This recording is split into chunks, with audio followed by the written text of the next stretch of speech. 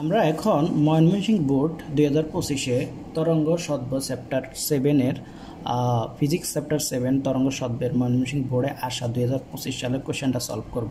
তো এর আগে আমরা কুমিল্লা বোর্ডের প্রশ্নটা সলভ করছি, এর আগে আমরা বেসিক আলোচনা করছি প্রতিদিনের রিলেটেড, কারণ এখান থেকে সৃজনশীল সিকিউ থাকবে মাস্ট, তাই না? 2025 সালে প্রত্যেকটা বোর্ডে এটা আসছে এখান থেকে, এবং আমাদের 2024 সালে আসছে, প্রত্যেকবার বোর্ড থেকে থাকবে। সিকিউর জন্য এটা ইম্পর্টেন্ট। তো আমরা 4টা টাইপ দেখছিলাম যে আমাদের প্রতিদ্বন্দ্বীর ক্ষেত্রে, দেখি এখানে আমাদের কোনো টাইপ আসছে কিনা। তো রাতুল একটা পাঁচির থেকে 18 মিটার দূরে দাঁড়িয়ে সদ্য করে এবং পাঁচিরের দিকে এগিয়ে যায়। ওই দিনে বায়ুতে এবং পানিতে সদ্যের বেগ যথাক্রমে 350 এবং 1500 মিটার পার সেকেন্ড ছিল। বায়ুতে ছিল, মাধ্যম দুটিতে সদ্যের তরঙ্গ দৈর্ঘ্যের পার্থক্য 1.6 মিটার। এখন প্রথম প্রশ্নটা হচ্ছে, এই যে প্রথম প্রশ্ন, পানিতে শব্দের তরঙ্গ দৈর্ঘ্য নির্ণয় করো।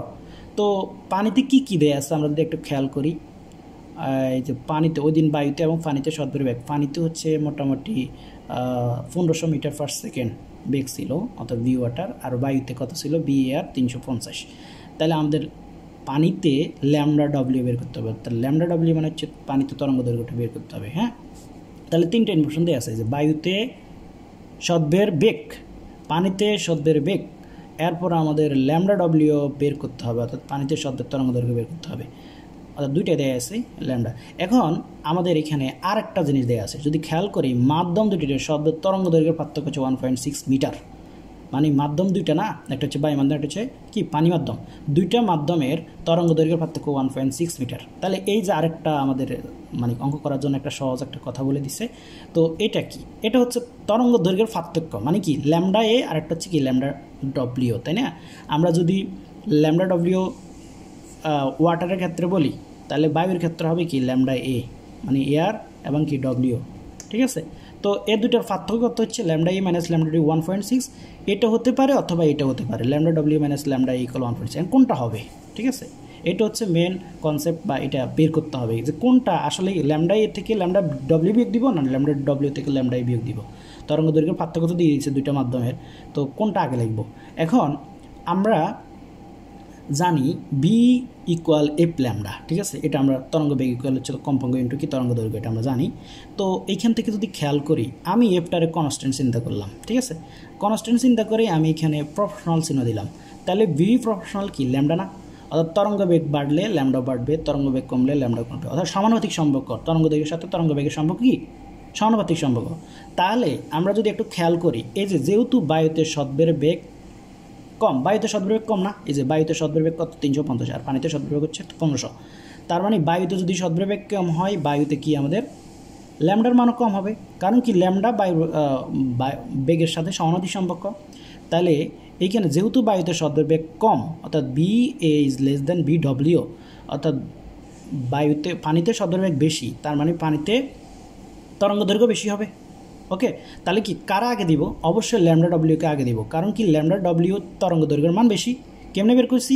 ওই যে ভি ডব্লিউ থেকে, অর্থাৎ তরঙ্গ বেগের থেকে, তরঙ্গ বেগের সাথে ল্যামডা ডব্লিউ সমানুপাতিক সম্পর্ক বিদায় আমাদের যদি এর তরঙ্গ বেগ বেশি হয়, এর ল্যামডাও বেশি হবে। তাহলে ল্যামডা যদি বায়ু থেকে ল্যামডা যদি, অর্থাৎ বায়ুর তরঙ্গ দৈর্ঘ্য থেকে পানির তরঙ্গ দৈর্ঘ্য যদি বেশি হয়, তাহলে আমরা পানির তরঙ্গ দৈর্ঘ্য তো বিয়োগ দিব, তাই না? তাহলে এইটাকে কাজে লাগাবো, এটা নট অ্যালাউ, ঠিক আছে? এটা তাহলে lambda W minus lambda equal কত 1.6। এখন ল্যামডা ডব্লিউ তো বের করছি, ভালো কথা। আমরা জানি বি ইকুয়াল এফ ল্যামডা, আমাদের বের করতে হবে কি, আমাদের বের করতে হবে তরঙ্গ দৈর্ঘ্য, এটার কাছে যাইতে হইব। তাহলে এটার কাছে যদি যাইতে হয়, আমরা এখানের যে মানগুলো দেওয়া আছে এগুলো কাজে লাগাতে হবে না? যে মান দেওয়া আছে, বি দেওয়া আছে, এ দেওয়া আছে, অর্থাৎ বি ডব্লিউ দেওয়া আছে, বি এ দেওয়া আছে, ঠিক আছে? তো বি ইকুয়াল কি এফ ল্যামডা, তাহলে এফ ল্যামডা ইকুয়াল কি বি, ল্যামডা ইকুয়াল কি আমাদের বি বাই এফ আসবে।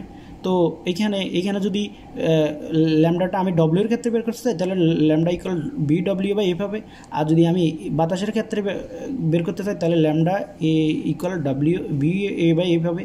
তাহলে এখানে ল্যামডা ডব্লিউর পরিবর্তে আমরা লিখতে পারি কি বি ডব্লিউ বাই এফ, আর ল্যামডা এর পরিবর্তে লিখতে পারি বি এ বাই এফ, অর্থাৎ বেগ বাই কম্পাঙ্ক। সেটা পানি হলে পানির কি হবে, ল্যামডা হবে। আর যদি সেটা বায়ু হয়, বায়ুর ক্ষেত্রে কি হবে, বায়ুর তরঙ্গ দৈর্ঘ্য হবে, ল্যামডা হবে বি এ বাই এফ, তাই না? তো এখন যদি এফ লসাগুনি, তাহলে কি হবে, B W minus B A, ঠিক আছে? এখন বি ডব্লিউ এর মান তো দিয়ে দিছে, মানে কি পানিতে তরঙ্গ বেগ 1500, আর সদ্বের তরঙ্গ বেগ কত 350। তার মানে আমরা যদি এখন বিয়োগ করি তাহলে কত আসবে 1150 বাই এফ ইকুয়াল 1.6। এখন যদি এফ এর সাথে 1.6 গুণ করি 1150 এফ ইকুয়াল কত 728.75 হার্টজ, তাই না? আমরা জানি কম্পাঙ্কের একক হার্টজ। এখন আমাদের বের করতে বলছে ল্যামডা ডব্লিউ কোথায় পাবো? আমরা জানি বি ডব্লিউ ইকুয়াল হচ্ছে এফ ল্যামডা ডব্লিউ। এখন আমাদের দরকার কি ল্যামডা ডব্লিউ কি বি ডব্লিউ বাই এফ হবে।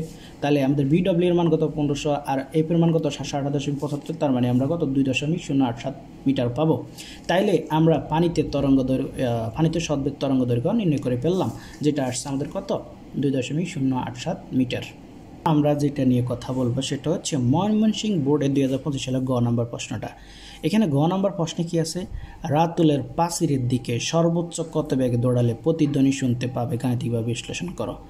তাহলে আমি যদি উদ্দীপকটা আবার একটু দেখাই, উদ্দীপকটা ছিল এমন, রাতুল একটা পাঁচির থেকে 18 মিটার দূরে দাঁড়িয়ে সদ্য করে পাঁচিরে দিয়ে এগিয়ে যায়।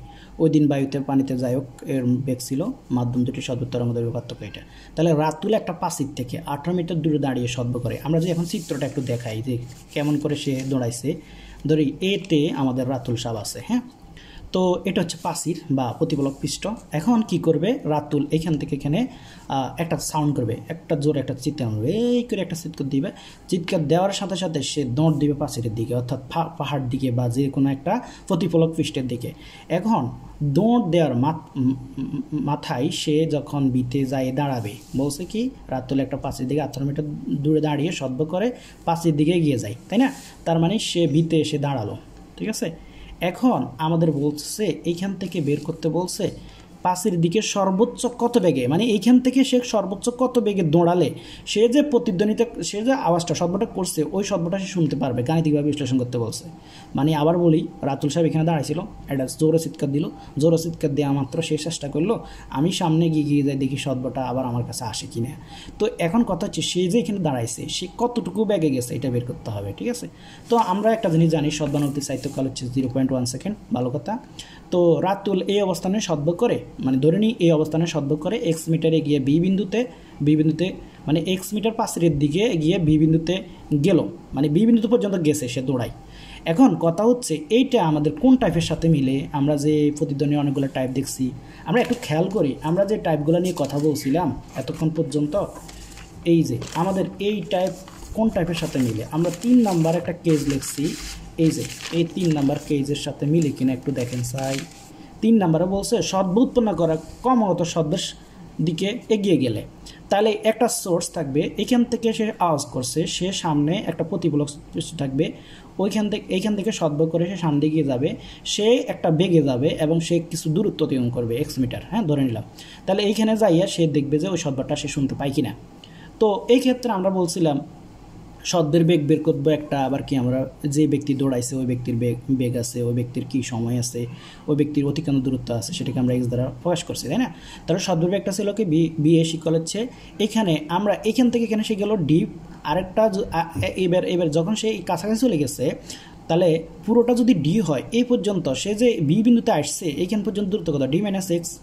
তাহলে আমরা কী পাবো 2d মাইনাস এক্স বাই টি, অর্থাৎ শব্দের বেগ বা sound equal 2d minus x by t পাবো।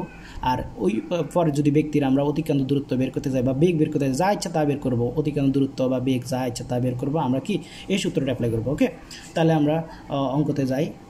আমরা রাতুল এই অবস্থানে সদ্য করে এক্স মিটার এগিয়ে গিয়ে বি বিন্দুতে গেলে পাঁচিরের দিকে দৌড়িয়ে আছে। যাই হোক, এখন সদ্যের বেগ আমরা আগে কিছুক্ষণ আগে একটা থিওরি দেখছিলাম, B S equal D plus D minus X, কারণ এইখান থেকে এ পর্যন্ত হচ্ছে কি আমাদের ডি, মোট হচ্ছে কত ডি। তো এইখান থেকে ডি হইলে ডি থেকে যদি আমি এক্সটা বাদ দিয়ে দিই তাহলে আমি এই পর্যন্ত দূরত্ব পাবো না, এই পর্যন্ত দূরত্ব পাবো এই যে ডি মাইনাস এক্স। তাহলে মোট অতিক্রান্ত দূরত্ব কত D plus D minus x, তার 2d মাইনাস এক্স বাই কত টি। এখন আমাদের তো সদ্যের বেগ অলরেডি আমার দিয়ে দিছে, কত সদ্যের বেগ কত ছিল, সদ্যের ছিল 350। এই যে বায়ুতে সদ্যের বেগ কত 350 ছিল, কেমন। তো এখানে বি ভেলোসিটি অফ সাউন্ড, অর্থাৎ সদ্যের বেগ কত 350। তাহলে আমাদের এখানে 2d মাইনাস এক্স বাই কত টি, এক্স হচ্ছে কি ওই যে লোকটা যে কতটুকু সামনে গিয়েছে সেটা, আর টি হচ্ছে তো আমরা জানি এটা সবসময় ফিক্স 0.1 সেকেন্ড। তো এখন আমাদের এখানে 2d এর মান কত, ডি এর মান আমরা বলছিলাম যে মোট দূরত্ব 18 মিটার, তাহলে 2d 36 মাইনাস এক্স বাই 0.1, তারপর এখান থেকে আমরা এক্স এর মানটা বের করলাম, এক্স কত 1 মিটার।